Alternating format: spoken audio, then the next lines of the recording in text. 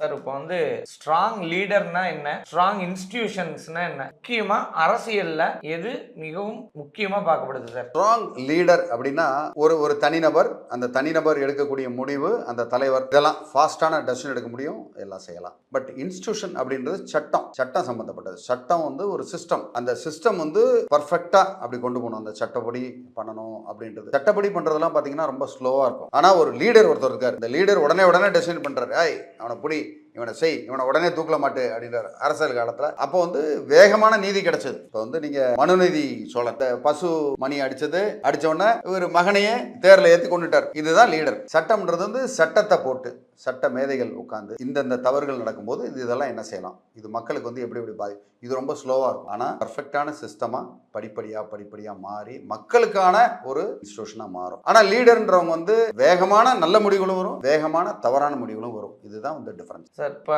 உதாரணத்தோட எனக்கு சொன்னீங்கன்னா நல்லா இருக்கும். ஸ்ட்ராங் லீடர்னா யாரை மீன் பண்ணலாம், ஸ்ட்ராங் இன்ஸ்டிடியூஷன்ஸ்னா யாரை மீன் பண்ணலாம், பொலிட்டிக்கல்ல சொல்லுங்க சார். பொலிட்டிக்கல்ல அதான் தனிநபர், ஒரு சர்வாதிகாரியா ஒருத்தர் இருக்காருன்னா அவர் தான். இப்போ ஃபார் எக்ஸாம்பிள் ஹிட்லர்னு எடுத்துக்கலாமே. ஹிட்லர்னா அவர் சொல்றது தான் சட்டம், அதுதான் சாசனம் எல்லாமே. ஓகே, தனிநபர், தனிப்பட்ட முடிவு தான். இது தமிழ்நாட்டு அரசியல்ல நம்ம சமகாலத்துல பார்க்கக்கூடிய அண்ணான்னு எடுத்துக்கலாங்களா? நிறைய பேர் எடுத்துக்கலாம். நீங்க வந்து ஒரு தனிநபர், ஒரு கட்சியாகட்டும், கட்சியில வந்து நான் சொல்றது தான் அப்படின்னு நடக்கிறது வந்து பல பேர். அறிஞர் அண்ணா இருக்கும்போது அவர் சொல்றது தான் வந்து எல்லாரும் கேட்பாங்க, அதுல வந்து டவுட்டே கிடையாது. அதுக்கு முன்னாடி இருந்தவங்க எல்லாம் வந்து தேசிய கட்சிகள், அதனால ஒரு தனிநபர் முடிவெடுக்க முடியாது. அதுக்கப்புறம் வந்த அண்ணா அவர் முடிவெடுத்தா எல்லாருமே அவர் சரியா பண்ணாலும் தவறா பண்ணாலும் அதுதான் சரின்னுவாங்க. அதுக்கப்புறம் வரக்கூடிய ஜெயலலிதா அவர்களை பார்க்கலாங்களா? கண்டிப்பா நீங்க வந்து அதுக்கப்புறம் கலைஞர் கருணாநிதி வந்தப்பையும் அவர் சொன்னா எல்லாமே அதுதான். யாராவது ஏதாவது ஏத்து பேசியிருக்காங்களா கட்சியில? கிடையாது, பேசுனதே கிடையாது. எல்லாம் சரின்னு தான் சொல்லுவாங்க. மேபி உள்ளுக்குள்ள சொன்னாங்களா என்னன்னு நமக்கு தெரியாது. அது மாதிரி எம்ஜிஆர் காலத்திலையும் அது மாதிரி எம்ஜிஆர் அவர் சொன்னா அது வந்து நடந்தே ஆகணும். ஓகே, இல்லனா அவர் வந்து கட்சியை விட்டு நீக்கம், இது வந்து கட்சிக்கு எதிரான நடவடிக்கை அப்படின்னு சொல்லி வெளியே போட்டிருக்காங்க. அது மாதிரி அம்மையார் ஜெயலலிதா வந்தப்ப பாத்தீங்கன்னா ஒரு ஆள் இன்னைக்கு அமைச்சரா இருப்பாரு, நாளைக்கு வந்து அவர் குப்பைக்கு போயிருவார். இந்த மாதிரி அவங்க இஷ்டம் போல பண்ணது. அதுல வந்து பல நன்மைகளும் இருந்திருக்கு, பல நல்லவர்களும் வெளியே போயிருக்காங்க அப்படின்னு கூட சொல்லலாம், நமக்கு தெரியாது. ஆனா அந்தந்த நேரத்தில் உள்ளவங்களுக்கு தான் அது. ஸோ இதே வந்து சட்டப்படி அவர் கூப்பிட்டு இந்த மாதிரி தவறு பண்ணாங்களா, எப்படி தவறு பண்ணீங்க, அதை நிரூபிக்கிறீங்களா அப்படின்னு சொல்லி பார்த்து அதுக்கப்புறம் ஒரு நடவடிக்கை எடுத்திருந்தாங்கன்னா அது சட்டப்படி செய்யறதா இருக்கும். சட்டம், விதிமுறைகள், அதுக்கப்புறம் ஒரு கூட்டு நடைமுறை. ஃபார் எக்ஸாம்பிள் ஒருத்தர் தவறு பண்ணிட்டாருன்னா ஒரு கமிட்டி அமைச்சு அவர் உண்மையிலேயே தவறு பண்ணாரா பண்ணலையா அந்த கமிட்டி சொல்லட்டும் அப்படின்னு அப்படி போறது வந்து சட்ட நடைமுறைகள். இதுதான் இதுக்குண்டான எக்ஸாம்பிள். அதனால அதிகாரத்தை வந்து கையில் எடுத்து அது பண்ணும்போது அது எல்லாமே சரின்னு நம்ம சொல்லிட முடியாது. சார் அரசியல் சட்டத்துல என்ன குறிப்பிடுறாங்க சார்? உதாரணத்துக்கு தலைவருக்கு அதிகமான பவர் இருக்குது அப்படின்னு குறிப்பிடுறாங்களா, இல்ல ஒரு கட்சி அதாவது இன்ஸ்டிடியூஷன் அப்படின்னு நீங்க எடுத்துக்கிட்டாலும் அவங்களுக்கு அதிக பவர் இருக்குதுன்னு குறிப்பிடுறாங்களா சார்? பொதுவாக ஒரு அரசியல் கட்சியை பொறுத்த வரைக்கும் அவங்களுக்குள்ள இருக்கிற பைலாஸ் தான் யாருக்கு என்னென்ன பவர் அப்படின்றது வந்து அவங்க தீர்மானிக்கிறது பைலாஸ்ல சொல்லுது. பட் பொதுவான சட்டத்துல எந்த இடத்துலையும் ஒரு தனிநபர்லாம் வந்து அப்படி டக்குன்னு முடிவு எடுக்க முடியாது. ரொம்ப சிம்பிளா டிஜிபி தான் பெரிய ஆளு, அதனால டிஜிபி நினைச்சா ஏப்பா நீ இவரை வந்து அரெஸ்ட் பண்ணு அப்படின்னா அந்த அரெஸ்ட் பண்றவர் வந்து சப் இன்ஸ்பெக்டர் ஆஃப் போலீஸ் வந்து ஒரு சாதாரண இன்வெஸ்டிகேஷன் ஆஃபீஸர் தான். அதுக்காக அவர் சொல்றதை 100% கேட்கணும் அவசியம் இல்லை. அவர் இன்வெஸ்டிகேட் பண்ணி இவர் தப்பு பண்ணியிருந்தா மட்டும்தான் அவர் பண்ண முடியும். அதை விட்டுட்டு அவர் டிஜிபி சொன்னதுக்காக நல்லவனா இருக்கான், ரொம்ப தங்கமானவன் இருந்தாலும் அவர் சொல்லிட்டாரு அவர் அரெஸ்ட் பண்ணு, அவனுக்கு தூக்கு தண்டனை கொடு அப்படின்னு கொடுத்துட முடியுமா? கிடையவே கிடையாது. இன்ஸ்டிடியூஷன்ல அது தவறு. ஓகே, அதுவுமே ஒரு குற்றம்னு இந்த இடத்துல சொல்லுவோம். ஸோ ஒரு தனிநபரோட இந்த மாதிரி ஒரு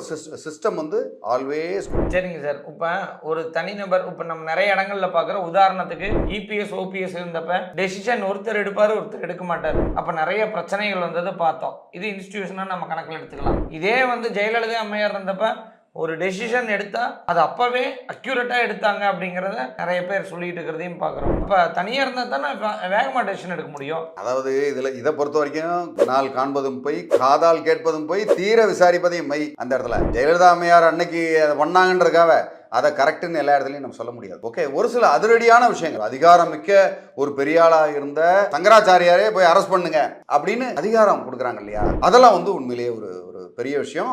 அதை வந்து எந்த ஒரு பாகுபாடும் பார்க்காத பண்றதுன்றது. ஆனா திடீர்னு ஒரு ஆளை தூக்கி வெளியே போடு, ஒரு ஆளை தூக்கி உள்ள போடு, திடீர்னு ஒரு மகனை வந்து வளர்ப்பு மகனா எடு அப்படின்னு ஒன்னு செய்யறதெல்லாம் பாத்தீங்கன்னா அது ஒரு சில நேரம் நகைச்சுவையா இருக்கும், ஒரு சிலது வந்து அது தவறா தெரியும். அதனால அவங்களுக்கு வந்து ஒரு பக்கம் ரொம்ப நல்ல முடிவுகள் எடுத்திருக்காங்க, இன்னொரு பக்கம் பல தவறான முடிவுகள் எடுத்திருக்காங்க, அதுக்குண்டான தண்டனையும் அனுபவிச்சிருக்காங்க. அதனால அதை வந்து ஒரு பெஞ்ச் மார்க்கா இந்த இடத்துல எடுக்க முடியாது. எந்த இடத்துல இன்ஸ்டிடியூஷன் தான் பர்ஃபெக்ட். எப்பயுமே ஒரு கட்சின்னு ஒண்ணு இருக்குன்னா அந்த கட்சி ஒருத்தவங்க டிசைட் பண்ணணும், ஆனா அடுத்தவங்களுக்கு வாய்ப்புகளும் கொடுக்கணும். ஒரு நல்லவங்க எல்லாம் வெளியில போறதுன்றது வந்து ஒரு கட்சியில இருந்தோ ஒரு எந்த இடத்துலயுமே இருந்து அப்போ அந்த சட்டத்திட்டம் தவறா இருக்குன்னு அர்த்தம். அந்த சட்டத்திட்டத்தை அவங்களுக்குள்ள சரி பண்ணிக்கணும் சார். அப்போ ஆனால் மக்கள் என்ன நினைக்கிறாங்க அப்படின்னா, ஒரு இன்ஸ்டிடியூஷனாக இருக்கும்போது ஒரு ரொம்ப ஸ்லோவாக இருக்குது, இன்னைக்கு இருக்கிற ட்ரெண்டுக்கு ரொம்ப வேகமாக போனால் தான் முடியும், ஏன்னா ஜென்சி ட்ரெண்டில் இருக்கிறதுனால அப்படின்னு விருப்பப்படுறாங்க. அதான் நீங்கள் எப்படி பார்க்குறீங்க? பொதுவாகவே வந்து பழைய காலத்தில் நாங்களாம் வந்து சின்ன வயசில் இருக்கும்போது பார்த்தீங்கன்னா, இராணுவம் இந்த நாட்டை ஆட்சி செஞ்சதுன்னா சூப்பராக இருக்கும் அப்படின்லாம் வந்து வயசானவங்க பேசிக்குவாங்க. அந்த நேரத்தில் எப்படின்னா, இராணுவம்னா வெள்ளைக்காரன் இருந்தால் நல்லா இருந்திருக்கும் அப்படின்னு சொல்லுவாங்க. அதெல்லாம் வந்து உண்மையிலேயே ஒரு தவறான ஒரு விஷயம். அப்படிலாம் வந்து கிடையாது. என்றைக்குமே இந்த இன்ஸ்டிடியூஷன் சட்டப்படி சட்டத்தை போட்டு கரெக்டாக இந்தந்த இடத்துல இப்படி இருக்குன்றது தான் வந்து சரி. ஆனால் உடனடியாக ஒரு வேலையை செய்யணும் அப்படின்றதுனா 9 மாசத்துல குழந்தை பிறக்கணும்னா 9 மாசத்துல தான் பிறக்கணும். இல்ல எனக்கு வந்து 2 நாள்ல குழந்தை பிறக்கணும் அப்படின்னு சொல்ற மாதிரி கணக்கு கிடையாது. அந்த மாதிரி இன்ஸ்டிடியூஷன் இருந்ததுன்னா என்னைக்குமே அது ஆபத்து தான். வேகமா நல்லது நடக்கும், அதே மாதிரி வேகமா கெட்டதும் நடந்துடும், வேகமா உலகம் அழிஞ்சு. அதனால நிதானமா நிறுத்தி எதுன்னு பார்த்து தான் நம்ம செய்ய முடியுமா தவிர அவசரப்பட்டு இதை செய்யும். ஒரு சில பேர் சொல்லுவாங்க, நம்ம இந்தியன் சிஸ்டம்ல வந்து 2 வருஷம் 3 வருஷம் ஆகுது, ஜவ்வாய் இழுக்குது.